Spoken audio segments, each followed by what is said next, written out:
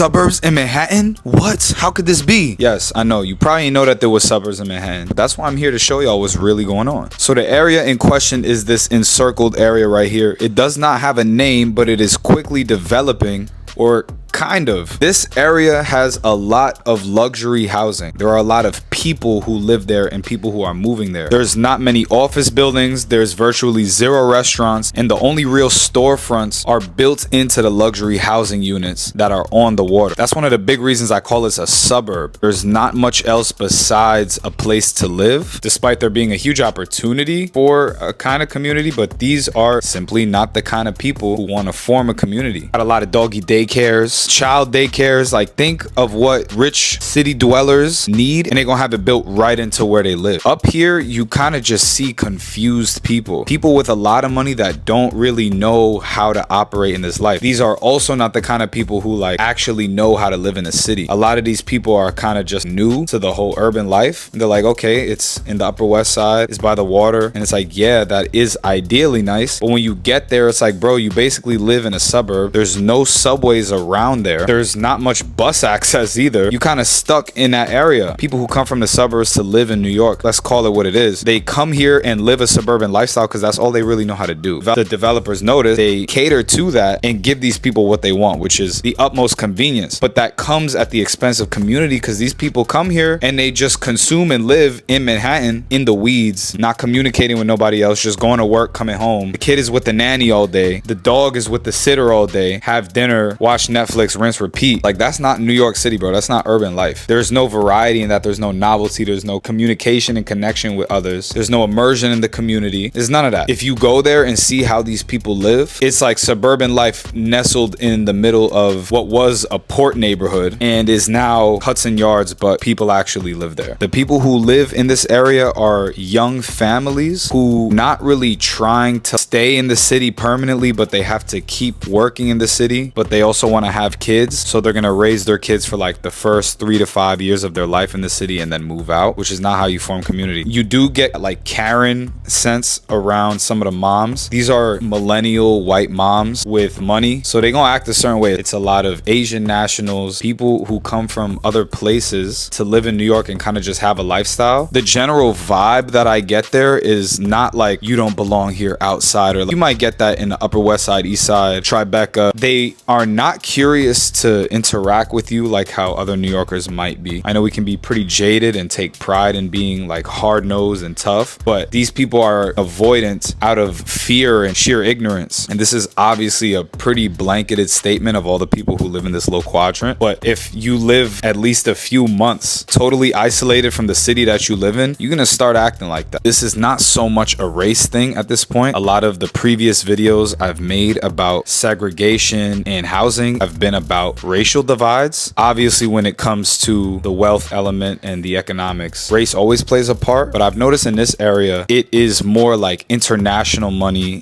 in general that takes precedence here. I grew up in Hell's Kitchen, so it's the neighborhood beneath this. I often spend time here on the waterfront. My friends and I kick it, music, you know what we do. So that is not exactly welcomed here, and it's not in an aggressive way that you would feel that, but you know when your lifestyle, your way of life, an urban black lifestyle is not welcome in certain areas, and you certainly feel that energy here. There's also access to the waterfront, which is also developing on 57th and 12th. Hudson River Park is an amazing park. I don't want to make it seem like I'm taking away from this, but you do have to look at what is sprouting over here and who it's catering to. It feels a lot like Hudson Yards, like this standard, bland, stale area where people live, but they're not really communicating and interconnecting in a way that forms a community. Bro, you live on 57th Street, sure, low 60s, it might seem like the Upper West Side, but you're not really at the Upper West Side till you get to 72nd. And if you all the way west, you know, the only thing that's really there is highway and water. Poor people usually have to deal with this, right? Like a highway splitting right through their neighborhood. But this is expensive luxury housing. So it's an interesting place that these people find themselves at.